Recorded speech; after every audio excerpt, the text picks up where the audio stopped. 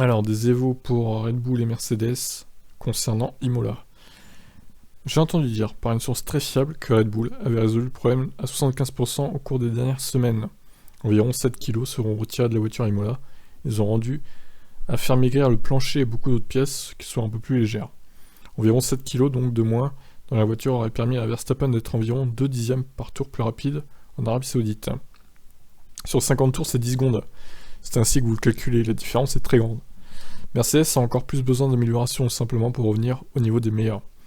Pour l'ancien patron de Mercedes, Norbert Haug, il est particulièrement difficile maintenant d'améliorer la voiture avec ce règlement et d'apporter des modifs au cours de la saison. Si quelque chose de fondamental ne fonctionne pas sur la voiture, ça prendra du temps. Haug pense que le plus gros problème de Mercedes pourrait être la transition vers l'E10. Je ne pense pas qu'ils soient aussi avancés dans le développement de l'E10 que la concurrence. Je connais encore beaucoup de gens chez Mercedes, et je sais que c'est une question qui doit encore être résolue chez eux. Ils travaillent à fond sur l'E10 pour récupérer des chevaux. Marco pense que le problème pourrait être la perte de 50 employés. Bon, ça on l'a vu précédemment, nous avons l'avantage maintenant d'avoir une équipe moteur très polyvalente. Des personnes de Honda ont été embauchées pour travailler sur notre projet et certains des experts de Mercedes sont également arrivés. Je n'ai pas une connaissance détaillée de la situation chez Mercedes, mais ça doit avoir quelque chose à voir avec le nouveau carburant.